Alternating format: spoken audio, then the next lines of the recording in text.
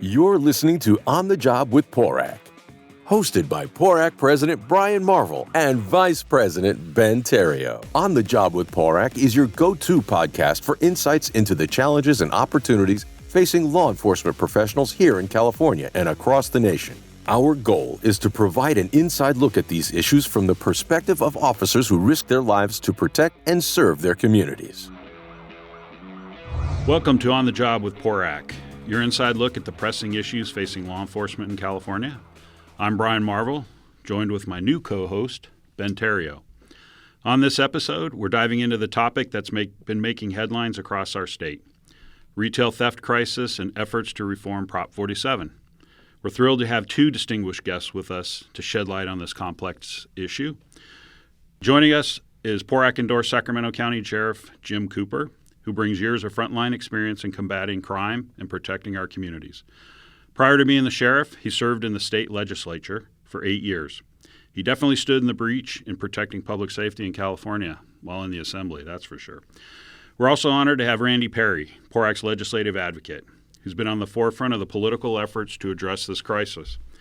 Hands down, Randy is one of, if not, the best advocates working at the Capitol today.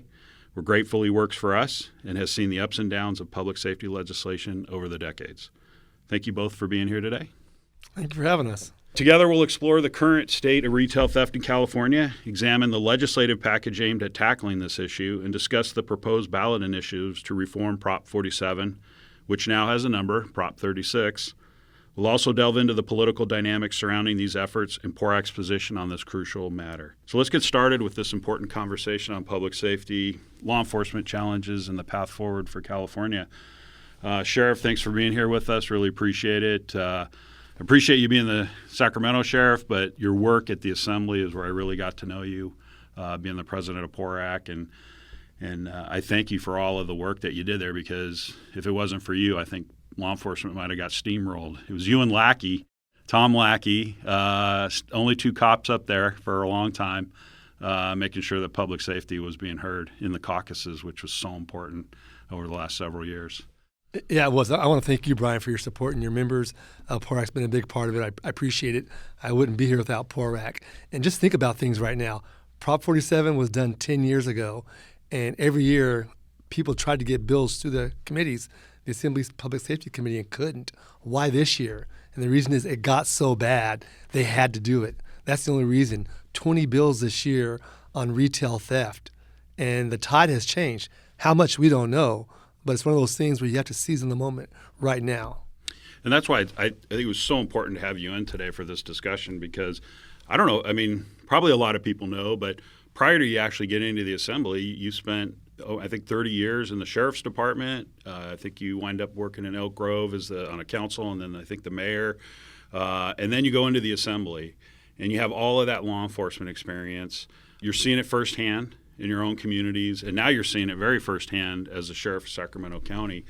And I live up here now as part of this job, and I've seen the news where KCRA did some reports with you about some of the organized retail theft that was happening and some of the pushback that you were getting from some of the larger big box stores and trying to address that. Just in your time since Prop 47, like you said, obviously we can't blame everything on 47. Obviously there was COVID. But just through the legislative process, were you seeing a lot more, just a lax of making sure people were held accountable? And you're right, Brian. Really, it was zero accountability. They want no accountability, and that's kind of changed the tide. And even though give them data, examples, they just don't care. They had a deliberate indifference, and that's really been the big issue. Like I said, the reason we're here is because it's gotten so bad. You know, think about things that have happened, and I'll digress for a minute. Shannon Grove, her bill, trafficking of a human child, it became a violent felony. She's a Republican. Both houses have supermajorities. Why did her bill pass? It shouldn't have passed. It's a good bill that is much needed, but it passed because it's so bad. So I think we have a moment right now. We've got to seize upon it. I think Prop 36 is good. You know, coming back as sheriff now, you see how bad it is. I was fortunate as sheriff because I took the gloves off and said, hey, we're going to arrest people. I don't care if it's a misdemeanor. Someone's going to jail. And really said it so folks know, hey, if I'm doing this, I'm going to be held accountable. I'm going to get in trouble. So I can't worry about what the DA is doing, what the legislature is doing, only what my folks do. And probably the most disappointing thing, Brian, is the retailers, especially the big box retailers. We've lost billions and billions of dollars in money. We're closing stores. We can't afford it. But yet, to run a simple ballot measure, they don't want to do that. They should have financed it. Law enforcement financed it on the backs of unions. And it was the right thing to do. But the big box retailers have put in barely any money, even now. Yeah, and that really goes back to the Prop 20 discussion that you and I have had, and I've had with other folks. You know, we really had an opportunity in 2020 to change the trajectory, and unfortunately, the retailers backed out, and it's sort of put a negative or sour taste in our mouths in regards to wanting to now financially bankroll Prop 36. Which is a little bit problematic.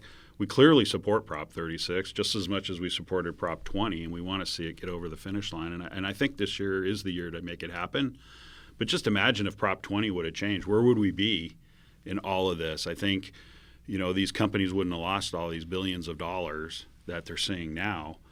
And I just throw my hands up that year. It was very disappointing to see what happened that year. And me too, Brian. But they're more concerned about their image, what their image is, more than doing what's right. Their employees' safety is at risk. Their clients, when their customers come in, things are locked in plexiglass. That is a new normal. That's not okay. People don't like it.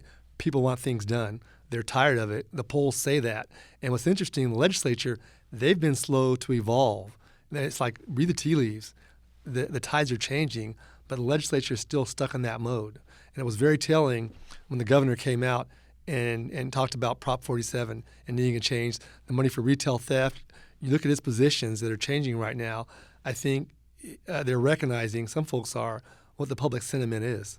So with that, and this might be a question more for Randy, obviously, we've dealt with a lot over the last several years with the anti-police movement, the activists, the pro-criminal legislation, the progressive prosecutors that are just basically saying, we're not going to enforce any laws when it comes to petty theft or these low-level drug offenses. It sends a message to the criminal element. It's like, they adapt quickly and they can read what's going on and they realize, hey, I can go into a store and steal all this stuff and walk out and nothing's going to happen. But we could cry over spilt milk over all of those years, but the reality is there's momentum this year to move these bills forward, and we saw a great package out of the legislature trying to deal with retail theft, which we support. I think almost all of the bills. I think there was a total of 14, if I'm not mistaken, and I think we supported 10 or 12 of them. So what are your thoughts and what you've seen just say the last 4 years? Well, Brian, PORAC, from the moment that Prop 47 passed, PORAC worked with the state sheriffs, chiefs, other rank-and-file organizations to try and introduce bills. I know Assemblymember Cooper, now Sheriff Cooper, introduced several bills trying to roll back some of 47. The problem is when they wrote 47, they put language in that said that the legislature could not roll it back. They could only change it by moving forward with the intent of the measure, which means if the legislature wanted to loosen laws more, it would have been allowed. So the legislature's hands were kind of tied in what kind of bills they could introduce. Now, having said that, they chose not to anyway, right? Because the voters passed Prop 47, so they didn't want to go against the voters. Now, as Sheriff Cooper said, the tide has changed. People are angry, not just fed up, they are angry, and they are hearing it in their districts. Even in most progressive districts, they are hearing from folks of how angry they are. We all know, my family members, my friends, everyone has seen people walking out of stores with armloads of groceries and alcohol and everything else. So the time is now. I agree with the sheriff. We have to pounce. The legislature realizes it, and it's actually spreading across other areas, not just retail theft. They're seeing what's happening in the inner cities. They're seeing, the chaos that's occurring and the decay that's occurring with regular neighborhoods. And so I think people are stepping back and saying, if we don't do something about it, someone else is going to do something for us. And that's how Prop 36 became, to be on the ballot. And Brian, I think we did an operation. We got over 300 arrests. Only 12 are homeless. So a lot of folks now are just stealing to be stealing because they know they won't get in trouble. That's the difference we're seeing in that. It has evolved so much. So with that, and I always had this question, and it deals with the online retailers. Do you get cooperation from those folks to try to limit these, because they're stealing this stuff, they're selling it online, most of it, or they're going to the flea markets. I don't know if they call them flea markets anymore, but do you get support in that help in trying to mitigate the ability for somebody that's stealing all of that and then selling it online? Or very, very little. Yeah, they're in the business to make money. Yeah, it's very unfortunate because you think that we could work as a team in trying to address this with the retailers, with law enforcement, with the social media companies, and try to really mitigate the ability, because people are like, oh well, they're just stealing. These big companies can handle the shrinkage, but the reality, you go to Oakland, all those are mom and pop stores down there that are getting robbed. Some lady in her bakery, I think she was murdered in her bakery, and it's just sad to see that type of stuff, because small businesses is what really drives our state, drives our country. And these folks, they're not getting the relief. They don't have the resources that these big box companies have. So it's really sad to see their life's savings and work are destroyed by these people that just come in and steal. Well, and some of these politicians talk out of both sides of their mouths. They're so concerned about their constituents, yet those stores that are being closed, small mom and pop, are in their constituents' districts. It impacts them. They can't go to the grocery store or go to CVS or Walgreens and get medication. Those stores are closing because of the theft, but they turn a blind eye to it, and that's what's really troubling. And what also I see, too, is so you have all this unfettered theft, no accountability, and you're sort of seeing it in the quality of life issues, the sideshows. It's like red lights. You got to be super cautious, man. People just blow through red lights. Stop signs are they're like yield signs now. You're just sort of seeing this run amok atmosphere. And I think it comes sort of with the delegitimization of law enforcement over the last several years. There's just no respect for any of the laws that are out there, and it's affecting the communities in a very adverse way. Well, they've made it so difficult. Just some of the bills that are passed, decriminalizing childhood prostitution. If you're under 18 and you're a prostitute, it's not a crime. It's really impacting our children at that level. And it's interesting, having been there 8 years in the legislature and talked against these bills, and now being a sheriff and seeing these bills applied, it is really hurting the public. It is detrimental to law enforcement. And a lot of folks don't realize that until you point it out to them. And one thing we have being here in Sacramento and working with PORAC is getting that message out of operations we're doing and what the true impact is. Because those staff members that work in the legislature, they all live here in Sacramento. So hopefully we can get some traction from some of them. So with the legislative package that was through, we could sort of move on. The governor reached out and wanted to have some conversations with the folks that were doing Prop 36, because he wanted to run his own measure and get it passed and put on the ballot. And part of that contained some of the poison pills. I mean, we immediately came out against the poison pills because we thought that was just, you've got this great package moving forward, let's move those forward. And then the poison pills get in there to create more conversation in regards to getting the governor's measure on the ballot. I guess the question comes, and obviously the question for Randy is what are you seeing inside the Capitol during all of this time? I mean, there's got to be a lot of discussions. I'm sure the sheriff was involved in some of those discussions because, you were in the assembly. You have a lot of friends still there. You're respected, and now you're the sheriff of Sacramento County, which the Capitol is located in. You're seeing it firsthand. How do you address from the legislative folks, hey, we understand where the governor's trying to go with this, and we try to support all of the stuff that's going to move the needle regarding retail theft and drug courts. But now we've got these poison pills and these legislative fixes. Well, I mean, they introduced the bills. Each piece, they divided it up, and they tried to have each piece by a certain legislator, depending on where their expertise was or their district. And when the sponsors of 36 introduced the signatures to the Secretary of State, I think probably right then is when discussions needed to begin. But they didn't. They didn't for a month or so. I think people started waiting to see just whether or not they would qualify and things of that sort. But when you turn in 1 million plus signatures for needing only 560,000, I mean, it's going to qualify. So I think strategically, you asked kind of where we were inside the building and all that. I mean, when it came to the strategy of introducing which bills, I mean, they were just introducing bills and giving them to certain authors. And when they started making decisions on how to offset Prop 36 and start putting in language that would kill the bill if Prop 36 passes and put pressure on the DAs to negotiate that way, it didn't work. I mean, the bottom line is you lost people who were supporting the bills like us. We wrote letters saying, with a poison pill, we're no longer in support of this bill. We oppose the language. And for the people listening to this, a poison pill means that the bill will become law. However, they have language in the law that says if Prop 36 were to pass, then this law that the legislature just passed through a bill no longer will be law. It goes away. So we call that a poison pill. And they put that in most of the bills. It was really just a tactic to get the DAs to come to the table and negotiate. They were trying to get the DAs to pool their initiative before it qualified or before the deadline to where you can still remove an initiative. And that was part of it. It was more of a stick than a carrot.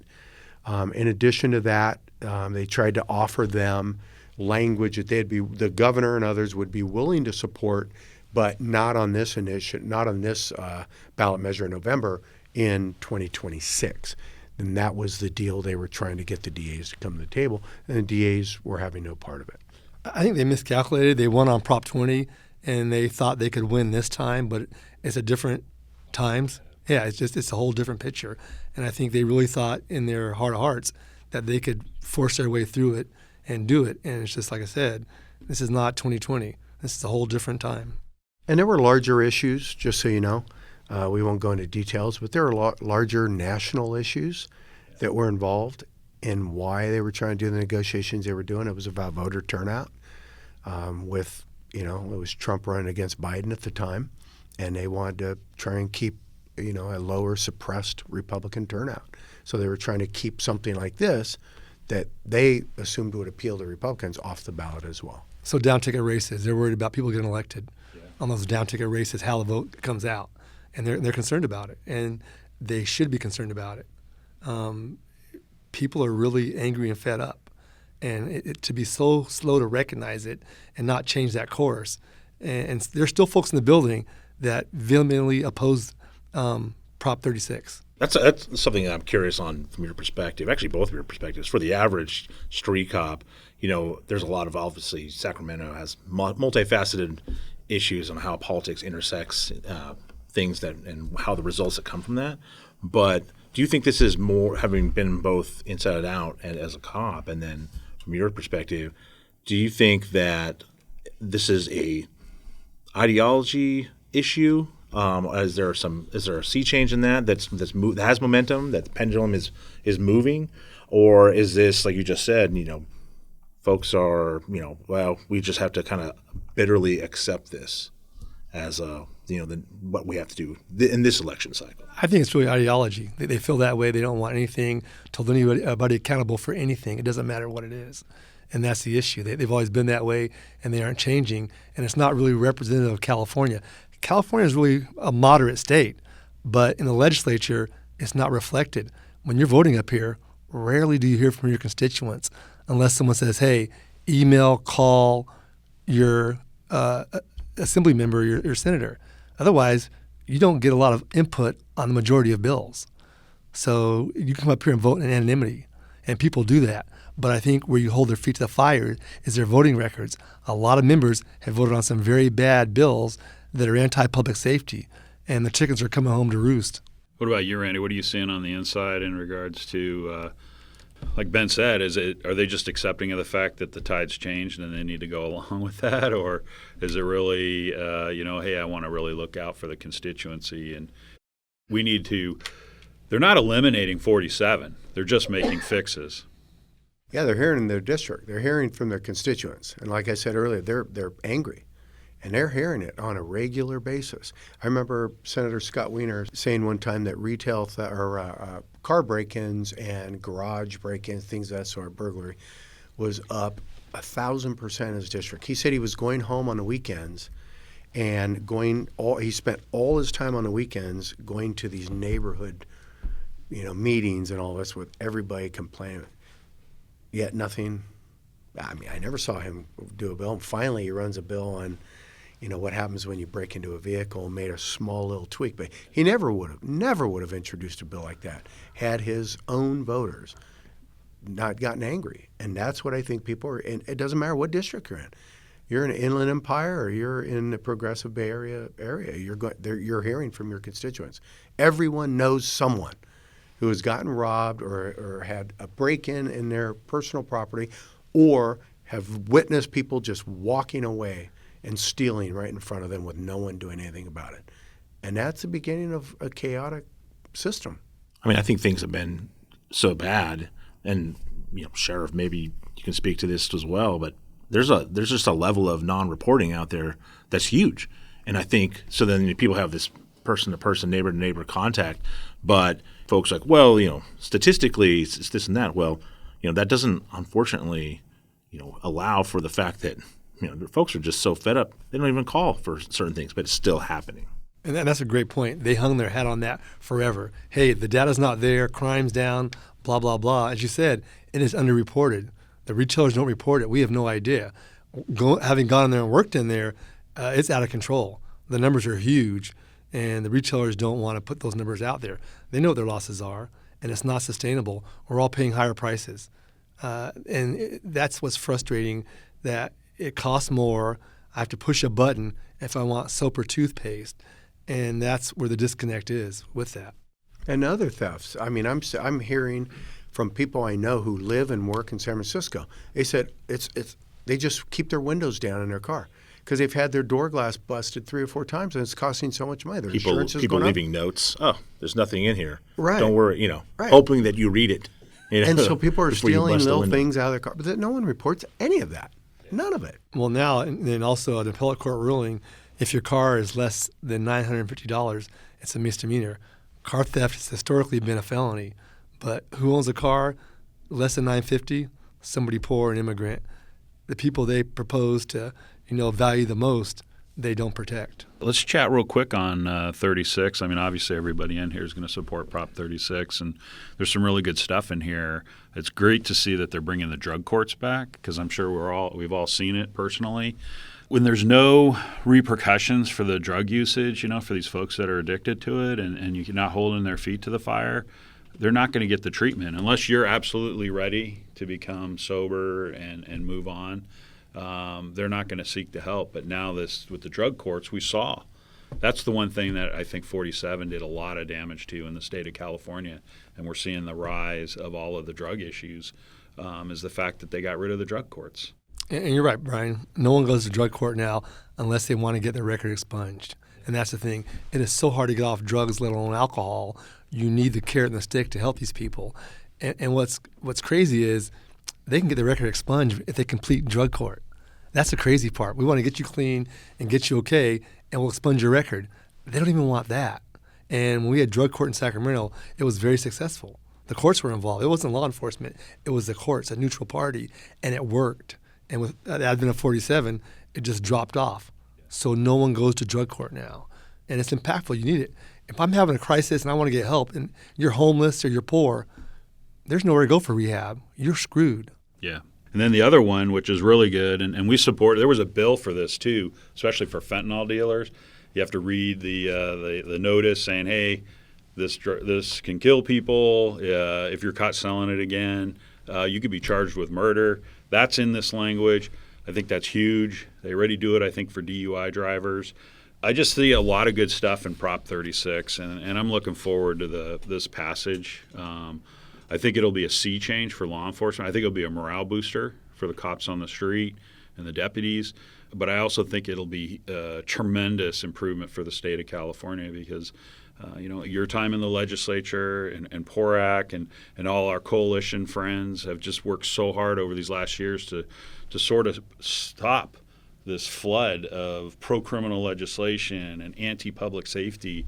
And now to see the tide turning has actually been really good. And I think people will start to see some dramatic changes in the future for our state with the passage of Prop 36, but also with the package of legislative bills. I mean, we can sort of knock on the legislatures for what they've done over the years, but the fact is we're starting to see some bills now. There isn't as much we're going to tie police hands on their ability to do their job effectively, and we're going to start to get back to start holding people accountable. And maybe we'll have you in next year. But Mr. President, next year's not an election year, so we'll see how things work out next year. But for your PORAC members out there who are the backbone of public safety in California, don't be disappointed. Go out there and do your job. Don't worry about what happens at the DA's office or what happens in the legislature, the courts. Go out and do your job. That's what makes a difference. Making that impact, making that arrest. It's a misdemeanor, so what? That's what's going to help drive this narrative. And we've got to do that, like I said, and PORAC plays a big part in that. Thank you. I appreciate that. One last question before we wrap this up. Do you feel, being the sheriff, that the sheriffs really set the tone in the county for the rest of the agencies on dealing with some of this issue? I do, and because autonomy. I have autonomy, and you see politics that play out with the chiefs, and it's unfortunate. That's the sad part about it. Politics shouldn't play a part in this. This is just crime and important issues. So I'm grateful that I have the autonomy in my department to go out and have my folks do what they need to do. And it's tough when people have their hands tied behind their back. It's not a fair fight. So I think things are starting to change now. How much, Brian, I don't know. Like I said, next year's not an election year, so everybody's on their best behavior right now. But come January, we'll see what happens and what bills get introduced and what bills make it through. Well, hopefully we have success with our legislator, our elections, and we can get some more mod Dems and possibly some Republicans in office. Well, that's a big thing for your members. I know you have a conservative membership. Public safety does in general, and they have a hard time voting for a Dem. I'm a Democrat. I'm a moderate Democrat, and I had a very good record on public safety. And just because of supermajorities, we need more moderate Democrats in there that are thoughtful and considerate in their deliberations, and that is very helpful. And I know some members, I can't vote for a Democrat. Well, there are more independent voters than Republicans in California. So it's important that we get Democrats that are like-minded and thoughtful and considerate in their deliberations in the legislature. Yep, couldn't agree with you more. Well, this wraps up another episode of On the Job with PORAC. We hope this discussion has given you some valuable insights into the complex world of law enforcement policy and politics in California. Now, I know what you're thinking. Brian, how do I make sure I don't miss the next episode? Well, there are a few things you can do to fix it. First, if you haven't already, hit that like button. And while you're at it, share this podcast with your friends, family, and that one neighbor who's always asking you about police union issues. Remember, On the Job with PORAC is the gold standard when it comes to public safety-related podcasts. So until next time, keep fighting the good fight and stay safe out there. This is Brian Marvel with your new PORAC VP, Ben Therriault, signing off.